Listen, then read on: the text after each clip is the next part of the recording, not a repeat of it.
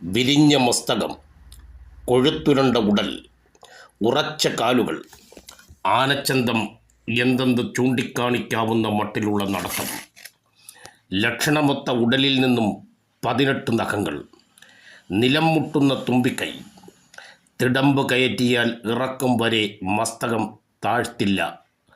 പൂരപ്രേമികളുടെ ആർപ്പുവിളി ഹർഷാരവം സൃഷ്ടിക്കുന്ന ലോകത്തിലെ ഉയരത്തിൽ 2ാമത്തെ ആന, ഏഷ്യയിലെ ഉയരത്തിൽ ഏറ്റവും വലിയ ആന, 10.5 അടി ഉയരം, ഇരിക്കസ്ഥാനത്ത് നിന്ന് 317 സെൻറ്റിമീറ്റർ ഉയരം, ഉടലിന് 345 സെൻറ്റിമീറ്റർ,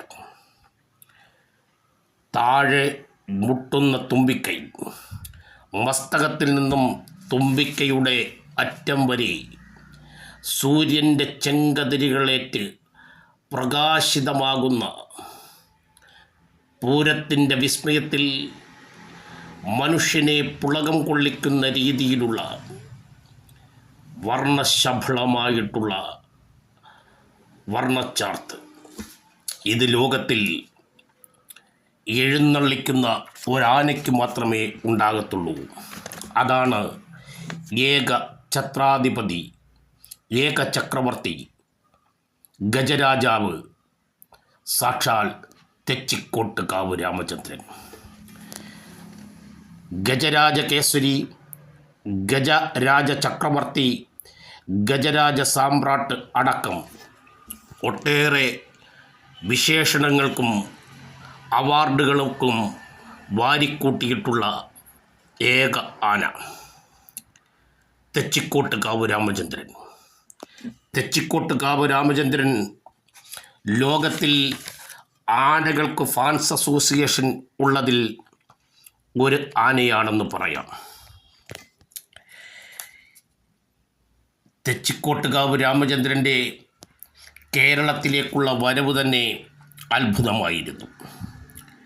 ബീഹാറിലെ വാർഷിക ചന്തയിൽ മോട്ടിപ്രസാദ് എന്ന പേരുമിട്ടുകൊണ്ട് ലക്ഷണയുക്തമുള്ള ഒരാനയെ കണ്ട ആനക്കച്ചവടക്കാരൻ അവനെ വാങ്ങിക്കുന്നു. അവനെ കേരളത്തിലേക്ക് കൊണ്ടുവരുമ്പോൾ മോട്ടിപ്രസാദ് എന്ന പേര് ശരിയാവില്ല എന്ന് കണ്ടുകൊണ്ട് ഗണേശൻ എന്ന പേര് നൽകുന്നു. ഇക്കാലത്താണ് തെച്ചിക്കോട്ടുകാവ് ക്ഷേത്ര ദേവസ്വം ആ ക്ഷേത്രത്തിൽ ഒരു ആനയെ നടക്ക് ഇരുത്തണമെന്ന് ആഗ്രഹിക്കുന്നതും അതിനുവേണ്ടിയുള്ള പൈസ കണ്ടെത്തുന്നതും. അവർ ലക്ഷണശാസ്ത്രമൊത്ത് വാങ്ങിയ ഈ ഗണേശൻ എന്ന ആനയെ സമീപിക്കുന്നു. അവരതിനെ വാങ്ങി നടക്കിരുത്തുന്നു. അന്നു മുതൽ മോട്ടിപ്രസാദിലൂടെ ഗണേശനായി മാറിയ ആ കൊച്ചു കുറുമ്പൻ 13 വയസ്സുള്ളപ്പോൾ തെച്ചിക്കോട്ടുകാവ് ദേവസ്വം ക്ഷേത്രത്തിൽ നടക്കിരുത്തി. പിന്നീടങ്ങോട്ട് തെച്ചിക്കോട്ടുകാവ് രാമചന്ദ്രൻ എന്ന പേരിൽ അറിയപ്പെട്ടു. ആദ്യമൊക്കെ വലിയ കുറുമ്പനായിരുന്നു. ആനയുടെ കേരളത്തിലെ ലക്ഷണശാസ്ത്രം ഉള്ള ആനയാണെന്ന് കണ്ടെത്തിയാണ് അവനെ വാങ്ങി ദേവസ്വം നടക്കിരുത്തിയത്. പക്ഷേ ഇവൻ്റെ കുറുമ്പ് കൊണ്ട് വലിയ പ്രശ്നങ്ങളാണ് ദേവസ്വം ബോർഡിന് ഉണ്ടായത്. പിന്നീട് മണി എന്ന് പറയുന്ന പാപ്പാൻ എത്തിയതോടുകൂടി, അതിനു മുമ്പ് ഷിബു എന്ന് പറയുന്ന പാപ്പാൻ എത്തിയതോടുകൂടി തെച്ചിക്കോട്ടുകാവ് രാമചന്ദ്രൻ കേരളത്തിലെ ആനപ്രേമികളുടെ പൂരപ്രേമികളുടെ പ്രിയങ്കരനായി മാറുകയായിരുന്നു. കുടമാറ്റ ഭൂമിയിലേക്ക് രാമൻ കാലെടുത്ത് വെക്കുമ്പോൾ പൂരം വരുന്ന പ്രതീതിയാണ് ഏവരിലും ഉളവാക്കുക. ആറാട്ടുപുഴ ശാസ്താവ്, പാറമേൽക്കാവിലമ്മ, കൂടൽ മാണിക്കത്തപ്പൻ, ഉത്രാളക്കാവിലമ്മ, നെന്മാറ നെല്ലുകുളഞ്ഞി തുടങ്ങി എത്രയോ ദേവതമാരുടെ തിടമ്പ് അവൻ്റെ ശിരസിലേറ്റി. തിടമ്പേറ്റിക്കഴിഞ്ഞാൽ ഒരിക്കൽ പോലും തല കുനിക്കാതെ നിൽക്കുന്ന ഒരേ ഒരാന കേരളത്തിൽ തെച്ചിക്കോട്ടുകാവ് രാമചന്ദ്രൻ മാത്രമേ ഉള്ളൂ. ആനയുടെ ചരിത്രത്തിൽ സൂര്യപുത്രനായ കർണനെ തലപ്പൊക്കത്തിൽ തോൽപ്പിച്ചവനാണ് രാമൻ. രാമനെ പലപ്പോഴും വിലക്കിയിട്ടുണ്ട്. ഒട്ടേറെ വെല്ലുവിളികളെയും അതിലേറെ നിരീക്ഷണങ്ങളെയും അതിലേറെ പരീക്ഷണങ്ങളെയും നേരിടേണ്ടി വന്നിട്ടുണ്ട് രാമന്. വിലക്കുകൾ ഒരുപാട് പൂട്ടാൻ നോക്കിയിട്ടും തിരിച്ച് ആ വിലക്കുകളെയെല്ലാം പൊട്ടിച്ചെറിഞ്ഞ് വന്നിട്ടുണ്ടെങ്കിൽ അവൻ്റെ പേര് തെച്ചിക്കോട്ടുകാവ് രാമചന്ദ്രൻ എന്ന് മാത്രമാണ്. ചങ്കുറപ്പുള്ള ആനകളിലെ ഇരട്ടച്ചങ്കൻ, ആരാധകരിൽ ഉത്സാഹഭരിതമായ ആവേശം സൃഷ്ടിക്കുന്ന ആന. ഒട്ടേറെ വിവാദങ്ങൾ. 2019 നെയ്തലക്കാവിലമ്മയുടെ തിടമ്പുമേറ്റി പൂരനഗരിയുടെ പൂരവിളംബരം വിളിച്ചറിയിക്കുന്നതിൽ നിന്ന് രാമനെ വിലക്കി. തൃശ്ശൂർ കളക്ടർ അടക്കമുള്ളവർ അന്ന് കണ്ടെത്തിയത് രാമന് നിൽക്കാൻ ശേഷിയില്ല. കൂട്ടത്തിലുള്ള 2 ആനകളെ കുത്തിവീഴ്ത്തിയ, 12 പേരെ കൊലയ്ക്ക് കൊടുത്ത രാമന് കണ്ണ് കാണില്ല, നിൽപ്പാനുള്ള ശേഷിയില്ല എന്ന് കണ്ടെത്തിക്കൊണ്ട് വിലക്കി.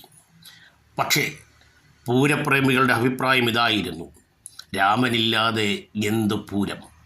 സത്യത്തിൽ ഒരു ചെറിയ ചടങ്ങ് മാത്രമായിരുന്ന തെക്കേ ഗോപുരം നട തുറന്നുകൊണ്ട് പൂരത്തിൻ്റെ വിളംബരം വിളിച്ചറിയിക്കുന്നത് മാലോകർക്ക് ആവേശകരമാക്കി മാറ്റിയത്, അതൊരു മഹാസംഭവമാക്കി മാറ്റിയത് തെച്ചിക്കോട്ടുകാവ് രാമചന്ദ്രനായിരുന്നു. തെക്കേ ഗോപുരം നട കടക്കുവാൻ നന്നേ പ്രയാസമായിരുന്നു. ഉയർന്ന മസ്തകം ഒന്ന് താഴ്ത്തി നല്ല ശരീരം ഒന്ന് ഇളക്കി മാത്രമേ രാമന് തെക്കോട്ടുള്ള വരവ് സാധ്യമാക്കുക ഉണ്ടായിരുന്നുള്ളൂ. പക്ഷെ അതൊരാവേശമായിരുന്നു. ആനപ്രേമികൾ വലിയ പ്രക്ഷോഭം സംഘടിപ്പിച്ചു. കേസ് ഹൈക്കോടതിയിലേക്ക് പോയി. ഹൈക്കോടതി തിരിച്ച് കളക്ടറുടെ ഉത്തരവിനായി വിട്ടു. അന്ന് വനം വകുപ്പ് മന്ത്രി രാമനെ എഴുന്നള്ളിക്കുവാൻ കഴിയില്ല എന്ന് പറഞ്ഞു. ആ രാഷ്ട്രീയ പാർട്ടിയുടെ മുഴുവൻ നേതാക്കന്മാരുടെയും സാന്നിധ്യത്തിൽ വലിയ ചർച്ചകൾ നടത്തി. അന്നത്തെ കൃഷിമന്ത്രി തൃശ്ശൂരുകാരനായിരുന്നതുകൊണ്ട് അദ്ദേഹം ഇടപെട്ടു.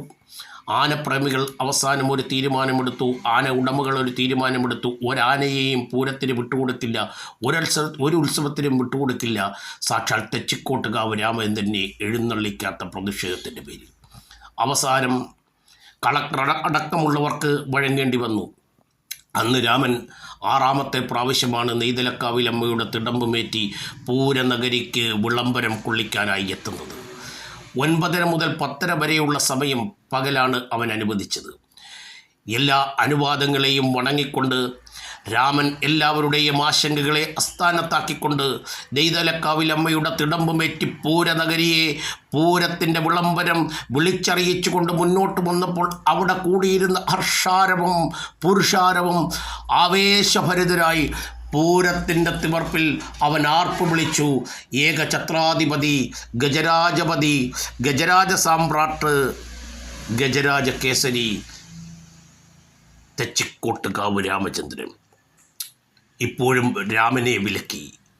പക്ഷേ നെയ്തലക്കാവിലമ്മയുടെ തിടമ്പുമേറ്റിക്കൊണ്ട് പൂരനഗരെ ആവേശം കൊള്ളിച്ചുകൊണ്ട് അവൻ എഴുന്നള്ളി. ഒട്ടേറെ വെല്ലുവിളികൾ അവനെതിരെ ഉണ്ടായി. 2015 ചോറിൽ ബ്ലേഡിൻ്റെ കഷ്ണങ്ങൾ കലർത്തി രാമനെ കൊല്ലാൻ ശ്രമിച്ചു എന്നുള്ള ആരോപണവും ഉണ്ടായി.